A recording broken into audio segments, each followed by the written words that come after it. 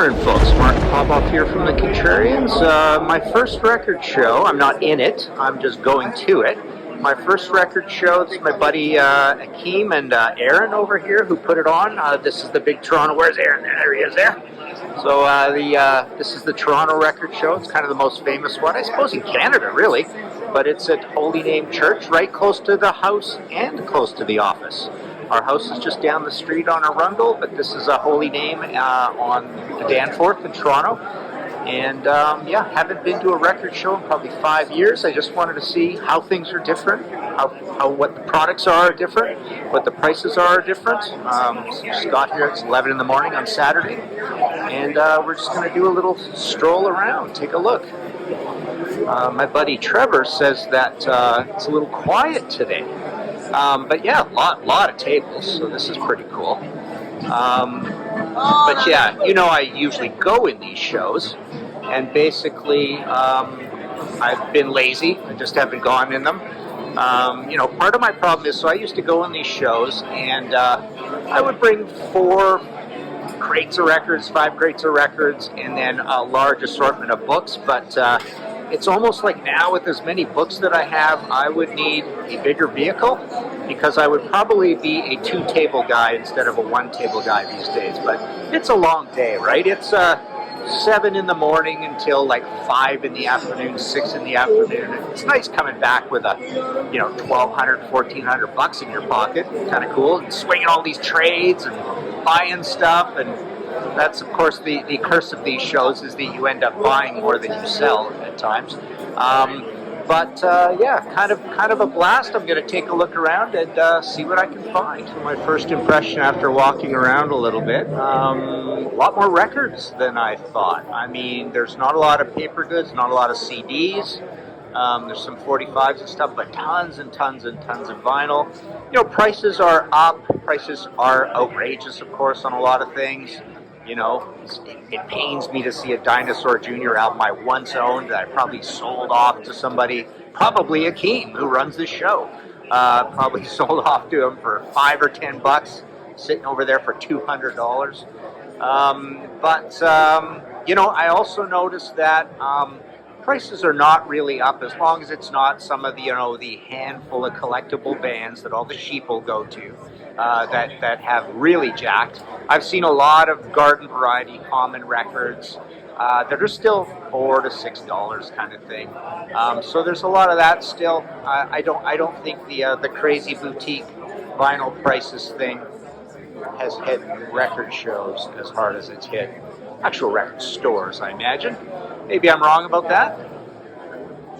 Kind of cool, some nice little punk flyers and things going on here. Some 45s, not picture sleeve 45s. So, my buddy Trevor over here, chatting away. Trevor's a good buddy of mine.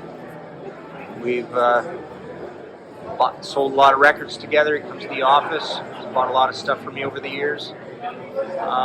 It's picking up a little. Seems to be a pretty good crowd. $7 to get in, but King put me on a freebie list. It's kind of cool. $7 hasn't really gone crazy. I know they do a thing here in Toronto where, if you want to get in early, they've got like a 20 or I wouldn't doubt if it's $30 now. But a get in early thing for all the guys who want free reign of all the stuff first kind of thing. So funny, yeah. It just pains me to see so many of these prices here on things. Yeah, the stuff I've sold Trevor, stuff I've sold Akeem over the years.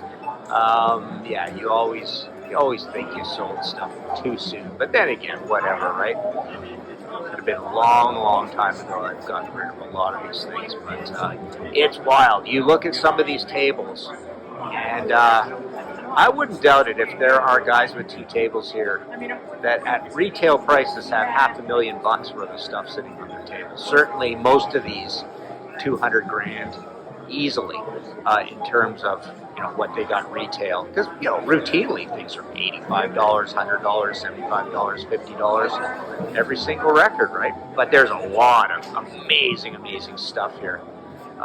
Quite surprised. You know, the last record show I went to maybe 4 or 5 years ago, there were way more CDs than there are here. There's practically no CDs at this show. It's pretty cool. Funny, just chatting with the security gal. We bonded because we're both wearing Voivod today. I can't, yeah, you can't put this wire. So, and she's already caught somebody for stealing stuff. So, the show guys say retail theft is up, but you know, you look around this place and you look at, like I say, the prices of what's on here. There is probably at retail prices $3 million, $5 million worth of stuff in here. I mean, every table just feels like it's a couple $100,000 worth of stuff. It's crazy. But yeah, there are a lot of records in this place, and a lot of amazing, amazing rarities that I kind of wish I would possibly buy some, but I don't know. I got so much stuff and not a lot of room. That's kind of the problem. And you know me, I've really been taken by Spotify Nation, right? But yeah, I've seen some things I haven't seen in a long, long time. There's a Vibrators album I didn't even know had an alternate cover. There's a Subhumans EP here that I totally forgot existed. Very, very cool. Yeah, some great punk magazine stuff, some punk actual magazines, Maximum Rock and Roll, stuff like that. But yeah, my thoughts were back on my street after here's my bank branch right there. Back on my street after the record show, and did buy a dang thing. It was in that church right there, Holy Name Church in the basement. Yeah, ultimately unsatisfying. You know, there was a Graham Parker box set that I almost bought, but it was kind of the wrong albums. But I decided this morning my next episode of History in 5 Songs with Mark Popoff is going to be the Bruce Springsteen family, which I'm surprised I haven't done that yet. But yeah, this is the Danforth, my street, where our house is just off one direction and the office is just off the other direction. But yeah, so I'm going to do the Bruce Springsteen family. Surprised I haven't done that yet. But yeah, Graham Parker is going to be part of that. But yeah, it's just weird, you know. Bunch of albums, $30, $40. Once owned, don't own anymore. Do I need it back? Who knows? If I need it back for anything, it's to show on these shows, right? That's what I've kind of noticed. But anyways, time to go watch the sprint shootout, the F1 sprint shootout. Quali was yesterday, sprint's later today, race tomorrow. There is your record store report, your frustrating record show report, your frustrating record show report. Well, I'm back now from the record show, Akeem and Aaron's record show. And just a few more reflections. I mean, I really appreciate that these guys are doing this and keeping this culture going. I mean, there were a lot of tables there. Like I say, it was sold out. I got to start getting back into these shows. Like I say, I used to go into them all the time. I've been in them well, actually, that one time spontaneously in Ohio. I've been in a couple there, I think. But I've gone in Barrie, Oshawa. I've been in Ottawa, a lot of Toronto ones. So I'd like to get back into it. Unfortunately, Akeem wasn't there today. I couldn't say hi to him.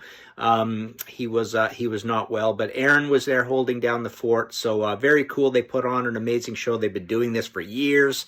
So yeah, if you're ever in the Toronto area, check it out. It is the flagship show, probably in Canada.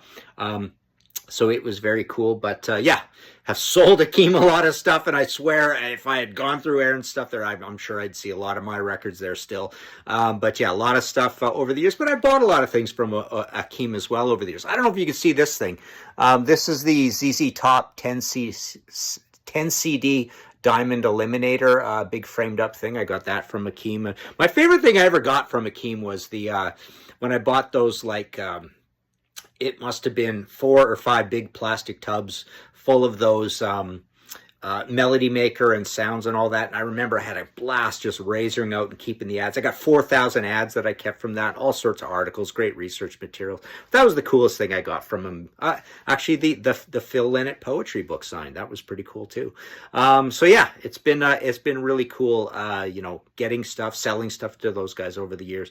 Next one, I vow I want to get into it, or I may go back to Ottawa and go back into the Ottawa show. But yeah, it's interesting. I went through a few more bins, and you realize prices were kind of all over the boards. There were some really reasonable tables there full of stuff, a lot of $10 and $15 albums that you would go, next table over or whatever, they'd be $25 and $30. So a lot of that, still a lot of $5 records that were, good quality records. And again, the funny thing is that we've noticed in this industry is the bands that over time have been deemed collectible, those prices shoot through the roof, and 80-90% of everybody else kind of wallows in that zone where their prices really aren't moving that much at all for old vinyl over a bunch of years. So there you go. That's the wrap up of the whole record show debacle. I'll call it a debacle because I didn't buy anything, right?